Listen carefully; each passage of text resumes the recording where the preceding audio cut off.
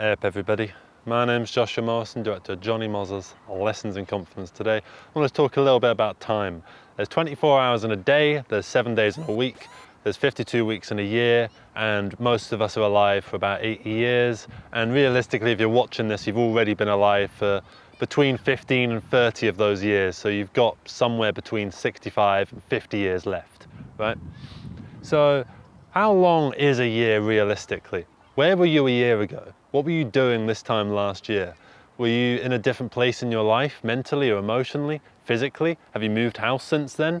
Do you know different people? Are you hanging out with different people now compared to who you were before? Are you a slightly different person compared to who you were a year ago? I would imagine the answer to at least one of those questions was yes, right? Because even though a year might feel like a short sort of space of time, right? It is actually a lot longer than we give it credit for. They say that as you grow older, time starts to sort of blend into itself. It's sort of the days bleed in together and a year gets shorter and shorter and shorter. And the idea is, say when you're 1, right, and then you go to 2, that's 50% of your life, right, from going from 1 year to 2, right? And then if you're going from age 30 to age 31, that's like 1/30 of your life, right? But you know what? Realistically, it's only the perception of the time that is actually speeding up. The time itself is staying exactly the same length. Each day is just as long as the one that came before, right? And each year is just the same length as the one that went before that, right? Leap year is not included. But realistically, it's only one day difference, right? So where am I going with this, right? We always feel like we don't have enough time to get stuff done. I'm feeling like that all the time. I feel like I just don't have enough time to get everything done that I need to get done, right? And that includes getting all my projects done, getting my work done, seeing all my friends, keeping up my social life, going to the gym, getting stuff done around the house, you know, searching for better work, and then all the general errands that go on with life, sorting out my bank, sorting out like HMRC stuff, sorting out all these various little things in life. It always feels like there's not enough time to do stuff, right? And to an extent it is true, because you know, you wake up, you have your coffee, you get some stuff done, then you go out and maybe you do some stuff, you walk around for a bit, have a bit of a break, maybe you come back, you have some lunch, and then you go out and do some more stuff, or you get up, you go to work, you come back and you're tired from work and you're always sort of perpetually tired. I understand all of these things, right? And you can't just force yourself through all of that, right? Because otherwise you end up burnt out and then unable to do anything, and that's a horrible state that you don't want to be in. You want to avoid burnout, right? But there is some way of getting past that. And I don't know exactly what that is, but I do know that it is possible, right? Because right now, you can force yourself into situations that you don't really want to be in, right? And it's the having lived the experience that's the satisfying part rather than doing the thing itself, right? So many times I say yes to doing something, right? When I'm sort of on a high, right, in life. And then when it gets time to actually do the thing itself, I'm on a low, right? And I don't feel up for doing the thing. I'm tired, I'm groggy, I'm miserable, and I'm just like, oh, I can't be arsed, you know? You get that all the time. We all go through that sort of various thing, because we'll say yes to something when we're all like, yeah, we can do it, yeah, you know? And then it gets to the thing, and we're like, oh God, all right, you know? And it's very easy to end up cancelling stuff and, you know, just secluding yourself. That's kind of what depressed people do. When I was really sort of not depressed clinically, but just sort of perpetually miserable, I was doing that all the time, just sort of saying yes to stuff and then cancelling. And the more you cancel stuff, the less offers to do stuff that you get. So I started just doing stuff just so that I would keep getting the offers to do stuff, even though I didn't really want to do any of it.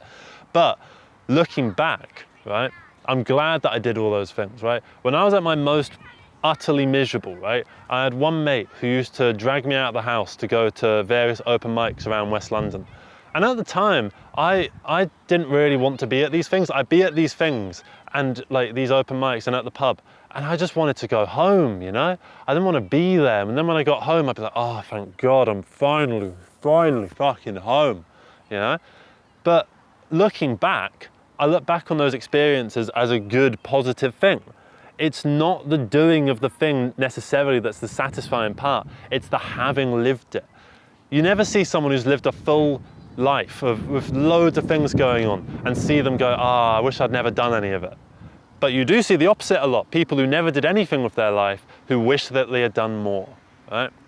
So even if you're not up for something, just try and get your way through it. Because you know what? You're going to be miserable either way, right? You're going to be at home existentially miserable, or you're going to be out at the thing, whatever that might be, and you'll be logistically miserable, right? When I was in this sort of absolute miserable time, right, I was sort of very in my head, very existential all the time, wondering what's the point of it all. And then, you know, it kind of gets into various levels of like, what is the brain? Is it just like an artifact of some kind of, you know, endless conscious that's come before? Is this all that there is? Is there any kind of afterlife or before life? What's going on? What's the point of any of it, right? And these are all questions that realistically don't need answers, right? Because you're here now and you can do what you can do with the lot that you've got, right? And you can make the most of it, right? So you can either be existentially miserable in that circumstance, or you can go and get stuff done, go into weird situations, say yes to things, and be logistically miserable in the sense that like, I hate this thing, or I hate walking up this hill, I hate being at the pub, I want to go home, or like, I'm so sick of my job, I just want to go home and relax, you know? But that is such a more surface level of type of misery depression compared to the existential type, which is just so much harder to grapple with. It's so much easier to deal with something that has a simple solution, which is, I want to get out of this situation, compared to already being in what should be your comfort zone and not wanting to get out of it because you don't know what to do. You're already as comfortable can be, and yet you're still miserable. So how are you supposed to get yourself out of that? There's no real way out of that other than to make yourself miserable in a more surface level way, right? So when it comes to time and getting stuff done in the time that you've been allotted, right? We only have so much time left in us, right? I mean, I feel like I've only got 50 years left in me, right? Which is a lot of time realistically, but in the grand scale of things, I've been alive for 26 years and I've only got another 50 left. I'm a third of the way through. That feels a little bit strange, but then there's so much time left. It's all about the perception of the thing, and you can either look at it in a miserable way or you can look at it in an uplifting way. You can look at it as everything that's ahead of you, or you can look at everything that's come before, all the mistakes you made leading up to this present moment and how you feel like you're going to keep making those mistakes. Or you can look at it in a positive way and go, I did make mistakes in the past and I'm probably going to make mistakes in the future, but I know how to deal with it in ways that I didn't before. I'm sure you've dealt with something mentally in the past that was quite hard to process in your brain because it's the first time you dealt with it. And then later on in life, you dealt with a very similar situation and it was a much less hardship on your mind, right? And you ever, say if you go running, right? You start going running and like a mile feels like a long way to run. And you run more and more and more and more, right? And the more you run, the less a mile feels, right? And eventually 2 miles starts to feel like what 1 mile felt like. And then 5 miles starts to feel like 1 mile felt like. And then 10 miles starts to feel like what 1 mile looks like. And as time goes on, you just get better and better and better. Hello, doggy. How you doing? See, there's all sorts of positive things in life. Got a dog. How you doing, buddy?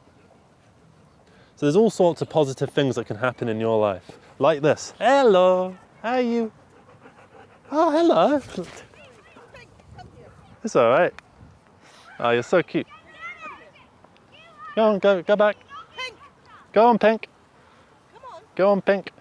You gotta go back home. See, there's loads of positive things that can go on in life. And that's another one that's just happened, right? You get all sorts of stuff like this. Hello, doggy. There's another one here. You're not really that interested, you're just getting on with life, right? 2 different forms of life right there. One that's just going through the motions and one that's saying yes to new experiences. That first dog came up to me and he was all happy-go-lucky and he's going to remember that. The second dog just went straight past. He's probably not going to remember any of this. Coming to this park is just another thing. I'm prescribing this dog with fucking antidepressants, but it kind of erodes my point when I start getting into that kind of thing. So, look, the point that I want to make is the time that exists is going to remain linear. It's not exponential. It's not like time gets shorter as it goes on. It's just your perception of things, right? If I look back at this year, right, it feels like things are happening further apart, right? But realistically, a lot has happened in this past year, right? I used to feel like 1 year was a really long time, and now it feels like 1 year isn't such a long time. But when I sit down and truly think about it, I've done a lot in that time, right? 1 year ago, right, I was in a completely different space in life compared to where I was now. And even if I stabilize a lot more to the point where a year ago I was in the same place in life, right, it doesn't matter, because in that time, while I've been stable, right, I've done stuff, I've gone out, I've done things, and all you can do is just say yes to things. Keep your new experience backlog filled and ever growing. And the more you can do that, the more contented you will be in life. And that's the key to it, really, is just to say yes to things, put yourself out there, try new things, try new experiences, and that will lead to, if not happiness or euphoria, it will at least lead to a different, less overwhelming form of depression and misery, right? And that's just it from me, really. That's all I wanted to say to you, is just try and look at the time that you've got in a linear fashion, rather than as something that's exponential, like time is getting shorter, when it isn't. It's staying the same length. All that's different is your perception of it. You're still just as able to go out and do crazy things now as you were 10 years ago or 5 years ago. You're still just as capable. Even if your circumstances have changed, you can do different things with your new circumstances that you weren't able to do before. There are all sorts of manner of things that can go on in this life, and it's up to you to try and do as many of them as you can. All the things that you want to do, you can try and do as many of them as you can. And that's basically it, really. So yeah, that's going to be it from me. Thank you very much for watching this video, everybody. I hope you managed to get something out of it. Let me know your thoughts. Do you think that this is just pure naivety from a young twat?